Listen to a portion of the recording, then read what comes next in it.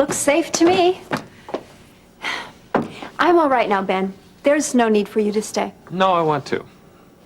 Ben, I'll feel silly with you here. Everything's fine. Mr. Kimball will escort me to my car and Laurie, everything will be... I'm staying. I don't want you to be alone. Not tonight. Come on. Hey, man. I told you. If you don't cool it with my chick, I'm gonna... She ain't your chick. I said she is. Hey, look who's back. Yeah, Teach, what's with your old man again? Yeah, don't you trust us, Doc? You ain't afraid for your, sweet thing, are you? Hey, that's what it is, man.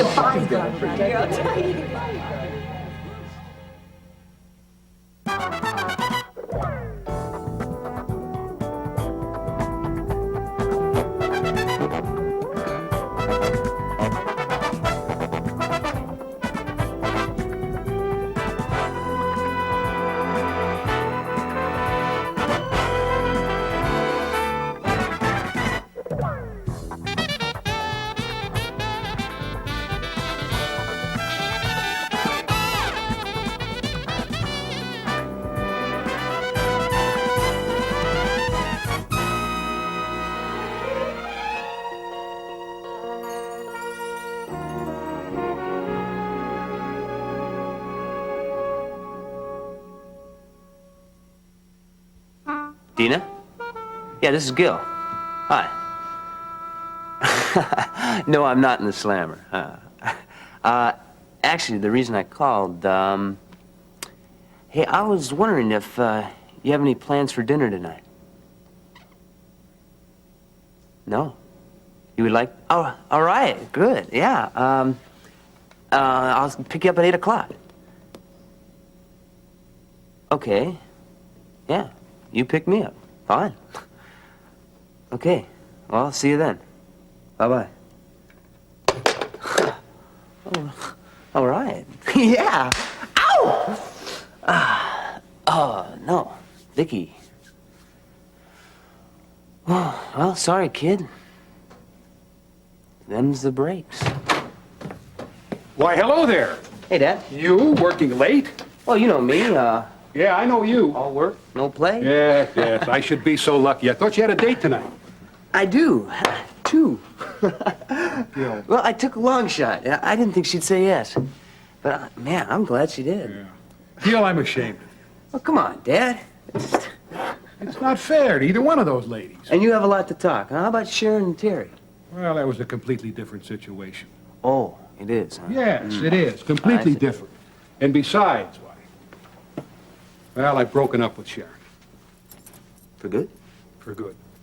Oh, so you dumped Sharon for the pretty blonde Florence Nightingale, Oh, huh? come on. It had nothing to do with it whatsoever. Come on.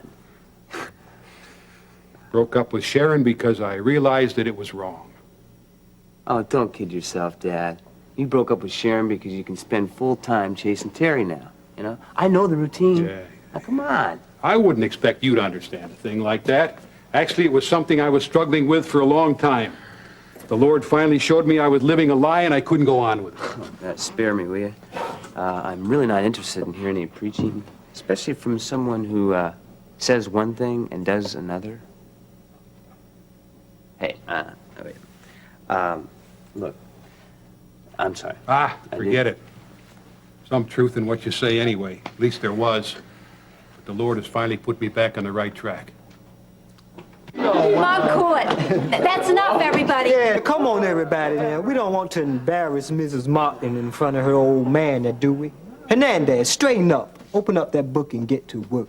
Go blow. Hey, now that's no way to talk in front of Dr. Martin here. Now, what's this sawbones gonna think of us?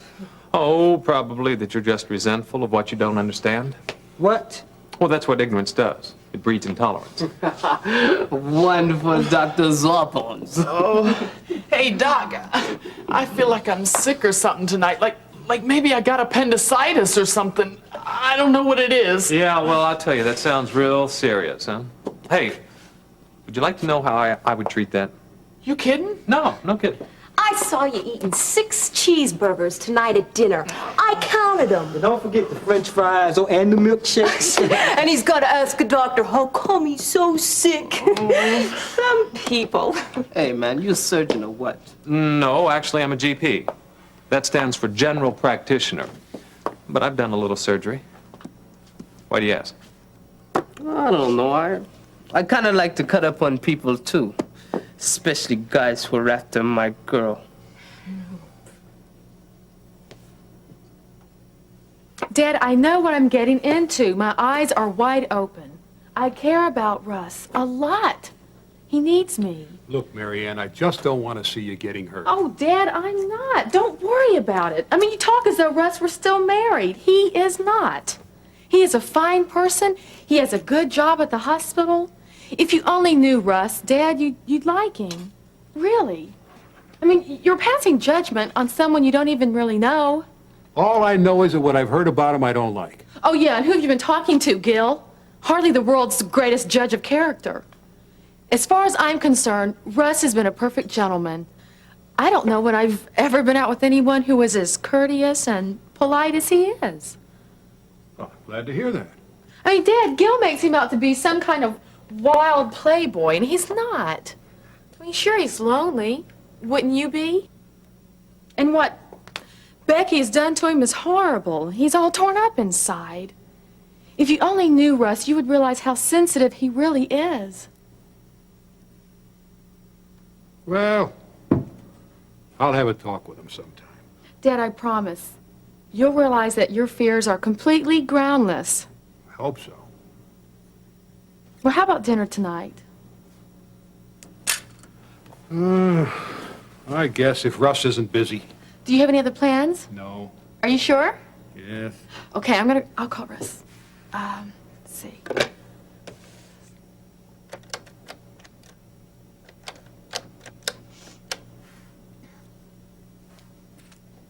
Now, don't worry about Mr. Big Mouth here. He don't mean nothing. Gee, do you really cut people open? Well, only when they need it. I did an appendectomy just this morning, you see? Now, that's what happens when you have appendicitis. You did? Really? What's it like? Hey, why don't you use old Squeegee here for a demonstration? He don't squeal too loud. Hey, now, wait a minute. Yeah, you said you had appendicitis. Well, I don't know. I'm no doctor. Well, you see, the first thing we do with the patient, of course, is determine the cause of the problem. Now, in Squeegee's case here, what we do is run a few tests to see if he's really got appendicitis or if it's simple indigestion. Oh, it's indigestion, I swear. Well, let's just suppose that it is appendicitis. Oh, no, you don't. Not with me. Now, you don't have to worry. We always give the patients anesthesia before we operate. That way, they don't feel a thing. Oh, well, I feel fine, really. It was nothing. Do you really wear those green pajamas and those weirdo masks? Well, yes. You see, that's to keep germs out of the operating room. Everything inside the OR has to be as sterile, as germ-free as possible. See, don't sweat it, Squeegee. They'll never let you near the place. Then they'll slice old Squeegee open just like that. Aren't there lots of blood and chunk? I think I'm gonna be sick. Well, look, take the case of an appendectomy. First thing you do is you make a small incision on the lower right portion of the abdomen. Okay? Then you clamp off all the blood vessels in and around the incision. That's to minimize, the bleeding. Then you take sponges and soak up any excess. Then we go inside, cut out the inflamed appendix, take it out, close up the incision, and that's all there is to it. Man, you make it sound so easy. Well, yeah, man, maybe I should try sometime. I could practice on Monk until I get it right. Hernandez, that's enough. Now I want everyone to turn to page 326 in your textbook. Hey, man, have you ever done an open heart surgery? My uncle had to do that one time. Well, I've assisted in heart surgery, and I'll tell you, that is an amazing procedure. They actually go in, take the heart outside the body, work on it, and then put it back in. Wow. No kidding. Yeah, I'll tell you, it's something else. Hey, you think we could come down sometimes and kind of check you out, you know? Yeah, that'd really be neat. Yeah, what do you say, Teach? Could we have a field trip sometime? I don't know, maybe. It beats hanging around this class. Ain't that the truth?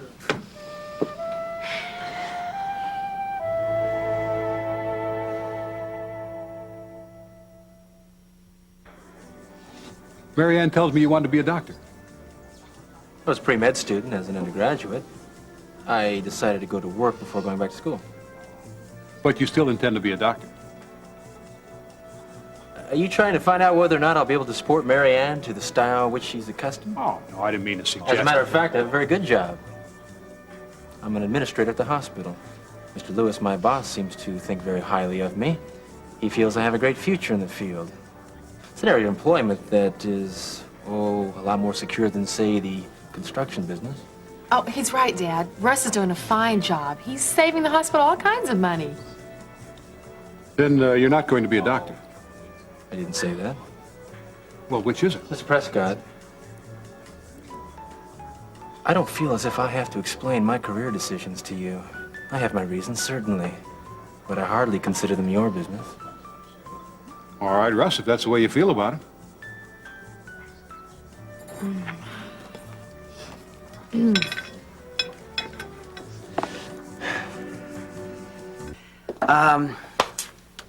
I've got something to say. It's kind of hard to say, and I know you're going to be disappointed, but believe me, not as disappointed as I am. What are you talking about, Gil? Well, you know, if I could do something about it, I'd do it, you know, and you're not making it easy, especially the way you look right now. What are you getting at? I've got a business appointment. It just came up, and I won't be able to go out with you tonight. Okay? No. You got to understand, you know, I'm stuck. Can't. Well, maybe I can meet you later, after your meeting. Well, you know, I know it's going to be a long meeting, you know, and I really can't guarantee that, so it's... Well, I can meet you at the Castaway. I wouldn't mind, even if it's late. Well, if there's any, you know, extra time, I'll go down to the bar and give you a call at your apartment, okay? How about tomorrow night? I'm not doing anything. Hey. I gotta get out of here, okay? Hey, come on, smile. It's not that bad.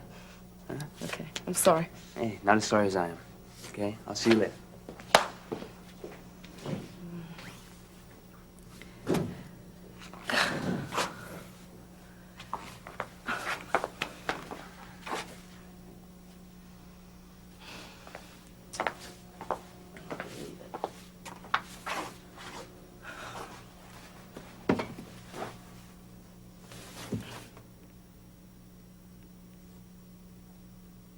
Maybe I'll go to the Castaway by myself, just in case Gil can show up. Why not?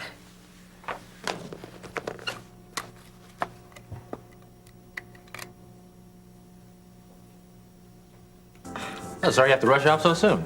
Well, I'm sorry, too. It can't be helped. Good night, hon. Good night, Dad. No, I'll get... Oh, please, Russ. We invited you. Talk to you later. What was that all about? I don't know. Oh, I hope it wasn't something that I said. Oh, come on, Russ. He likes you. Really. Underneath that gruff exterior, he's just an old softy. You'll see. I hope so. I know you two will get along just great. Yeah, that's what I like about you, Mary Ann. Your unflagging optimism. Russ. At least I've got you all to myself now. You know what we could do, don't you? What? Well, we could, no, start on my portrait. What? This late in the evening? The night is still young. I don't know. I prefer to start when I'm fresh, when we have more time. Anyway, I want to get the preliminary sketches finished all in one sitting. About tomorrow night. All right? All right. You know, Mary Ann, I like you a lot. I like you a lot too, Russ. Mary Ann. What? I wish I would have known you a long time ago, you know that? Kind of funny that we went to the same school and never really knew each other. Well, I knew of you. I mean, who hadn't? Big football hero. Ooh. I guess we just hung around with different crowds, huh? Guess so. Did you ever have anybody that you... Well, you know, anyone... You know, you don't talk too much about yourself, you know that? I think I'm going to order some dessert. That's what I mean. I hear their chocolate mousse is out of this world. No, none for me. Well, I'm going to order some, and I'm not going to give you even one little bite. You are a hard woman, Mary Ann Prescott. A hard woman indeed.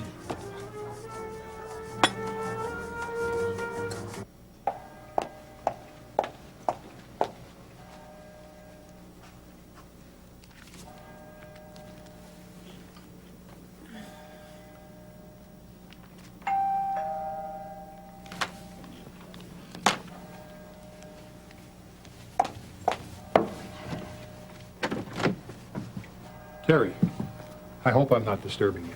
No, but Jason, I don't think we I have had to anything more talk to you. That's what you said the other morning. I thought we had everything settled. I was hoping you'd reconsider. Nothing has changed. I still care about you as a friend. Does that mean you might care about me someday as something more than a friend? Why are you pressuring me like this? Because we're right for each other, Terry. I've never been so certain of anything in my life. Jason, I think there may be another reason. Look inside your heart. I have. Honestly, Yes. I hate to see you doing this to yourself. Look, what do you want from me, Terry? I admitted that my relationship with Sharon was wrong, but it's over. I swear to you. I know you mean what you say. I know you're sorry. But don't you see, whether it's me or Sharon or somebody else, the temptation will come again. No, it won't. My feelings for you will keep me from falling. Trust me. That's just it. You can't depend on your feelings for me to keep you from temptation. You've got to depend on wanting to please the Lord. Lord knows I want to please him. And I know you do too. But I also know that because Christ loves you so much, he's going to see if you mean business. What do you mean?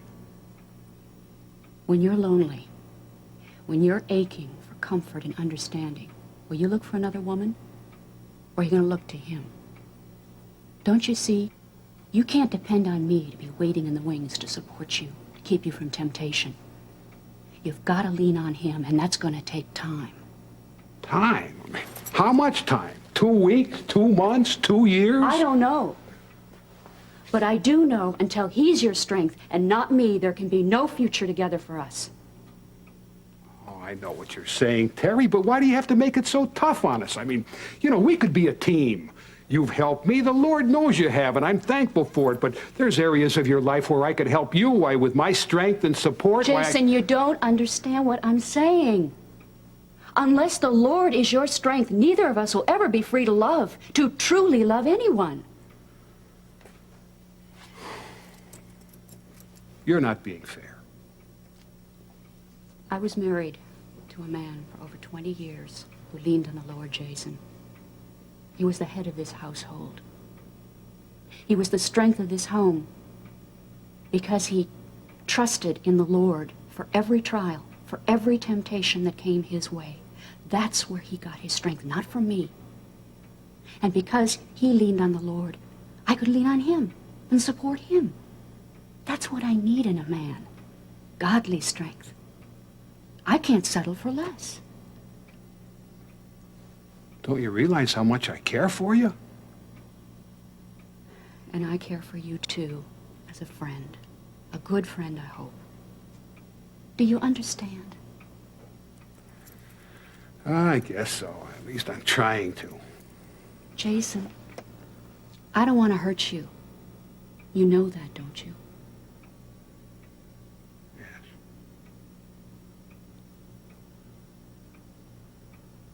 I guess I better get going.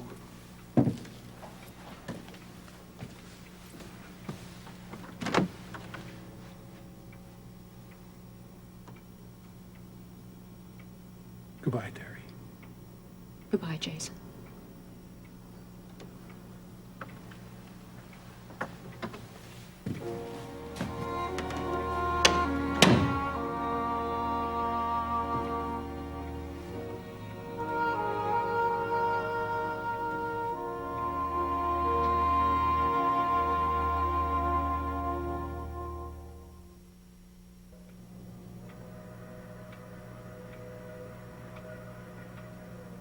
Lord, what have I done? Please help me.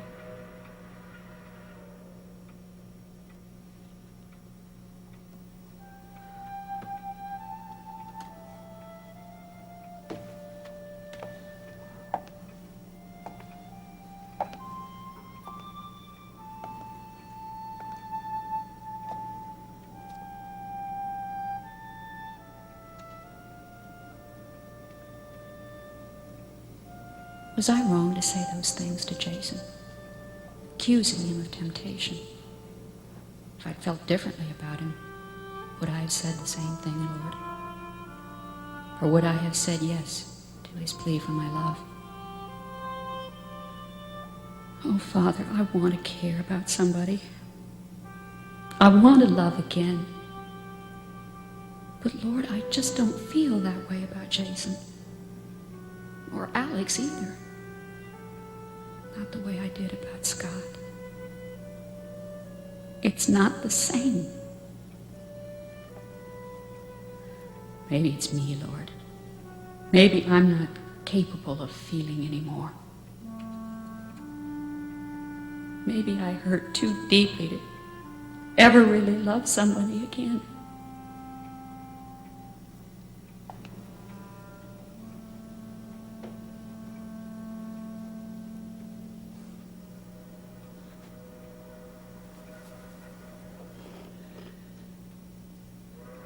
I miss Scott so much.